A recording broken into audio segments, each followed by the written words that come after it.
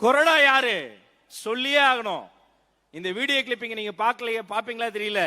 மதிப்புக்குரிய Prakash Raj sir, hi சலாம். உங்க மீது பெரிய மதிப்பு இருக்கு. இருந்தாலும் ஒண்ணு சொல்லிக்கிறேன், டிரைவர் பையலாம் எம்எல்ஏ ஆக்குவியா அப்படிங்கல. முதலமைச்சர் பையன் துணை முதலமைச்சர் ஆகும் போது டிரைவர் பையன் எம்எல்ஏ ஆக கூடாதா? எங்க தலைவர் இன்னும் கொஞ்சம் ஸ்பீடு. வெறும் எம்எல்ஏ எல்லாம் கிடையாது, சட்டமன்றத்தின் கொறடாவே என் தம்பி சபரிதான். இன்னைக்குதான் தம்பி ரூம்ல வாசல்ல போர்டு போட்டோம். மகிழ்ச்சி. ஏழை விட்டு பிள்ளை ஸ்ரீரங்கத்தில் நின்னா என் தம்பி ரமேஷ், டிவிகே ரமேஷ் இன்னைக்கு எம்எல்ஏ.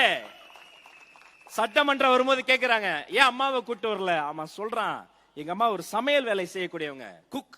அவங்களுக்கு லீவு கிடைக்கல, லீவு கிடைக்கும் போது கொண்டு வருவான். யாருங்க தருவா அப்படி ஒரு வாய்ப்பு இளைய விட்டு பிள்ளைக்கு? எங்க தங்க தளபதி மட்டும் தாங்க தருவாரு. சாதாரண வீட்டு பிள்ளைகளை எல்லாம் சட்டமன்றத்துக்கு வரும். இப்பதானே ஆட்டம் தொடங்குது. உங்க அவதூறுகள்லாம், உங்க அநியாயங்கள்லாம் அறிவு அடியாட்கள் கொஞ்சம் பேரை வச்சிருக்கிறாங்க. பல பேர் போர்வையில மூத்த பத்திரிகையாளர், அரசியல் விமர்சகர் 10 நாளாக பதுங்கு குழியில ஒளிஞ்சுக்கிட்டாங்க. 200 தொகுதி வரும், 210 வரும். நம்ம ஜர்னலிஸ்ட் மணி கூட சொல்றதும் சொல்றேன், 234 சொல்லிக்க உன் வாயும் ஊறிட்டு. நான் இப்படி சொல்லி நிறைவு செய்கிறேன். ஒரு ஆற்றல் மிக்கவரும் ஒரு அன்பு மிக்கவருமான, ஆற்றல்னா வேகம், அன்புனா தாயுள்ளம், அப்படிப்பட்ட ஒரு மனிதரை சட்டமன்றத்துக்கு நீங்கள் அனுப்பி வைத்திருக்கிறீர்கள். அவரை நீங்க பத்திரமா பாத்துக்கிட்டீங்க. இனி உங்கள் அத்தனை பேரையும் அவர் பத்திரமாக பார்த்துக் கொள்வார் என்று மாண்புமிகு அமைச்சரை வாழ்த்தி,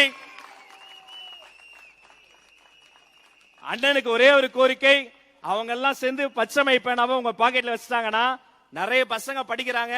இந்த போதையை மட்டும் கம்ப்ளீட்டா ஒழித்து 10 பச்சை பேனாவை நீங்க உருவாக்கணும். தலைவர் சொன்னதை சொல்லி விடைபெறுகிறேன். கான்பிடென்டா இருங்க, நல்லதே நடக்கும். நன்றி, வணக்கம்.